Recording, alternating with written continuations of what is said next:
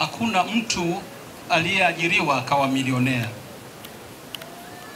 Usitegemee chanzo cha mapato unachofikiri ndicho. Mungu ana mipango mingine juu ya maisha yako. Usidharau mtu yeyote, heshimu kila mtu. Mrejea hapa kwa jamii, mkaishi maisha ya mfano bora na kutunza amani ya nchi yetu Tanzania. Msikubali kuruhusu mtu yeyote kutuharibia. Mungu akamuumba mwanadamu, akampa nchi aitunze na kuilinda.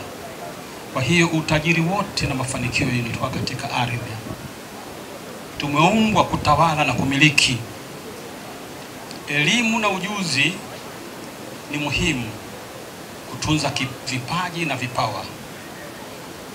Wewe mhitimu na mtu uliyeshiriki mahali hapa, tafuta uchumi na fedha. Usitegemee chanzo kimoja.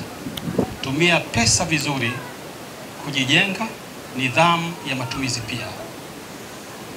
Kuwa na familia ni kitu muhimu, maana mmehitimu, mtakuwa na familia, mtazitunza, yani kuwa na watoto na kutunza wazazi na walezi wenu. Hakikisha mnamcha Mungu kila wakati na kumtumikia na kufanya ibada kila wakati. Zingatieni afya njema. Epuka unywaji wa pombe usiofaa. Kuvuta bangi na madawa ya kulevya hairuhusiwi. Ni hatari katika maisha yenu.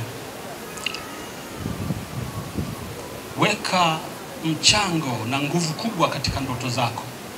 Izoeshe kuweka akiba.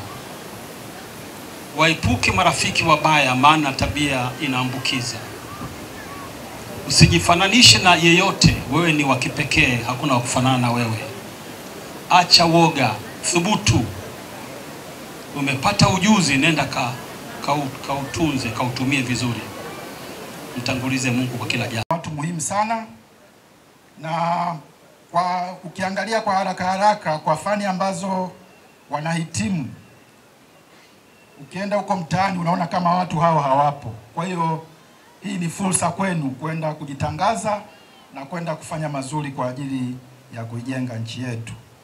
Niwapongeze pia wazazi kwa kutuunga mkono, kuwasimamia vijana hawa wanaomaliza, lakini pia kushirikiana bega kwa bega na chuo kwa ajili ya kuendeleza chuo chetu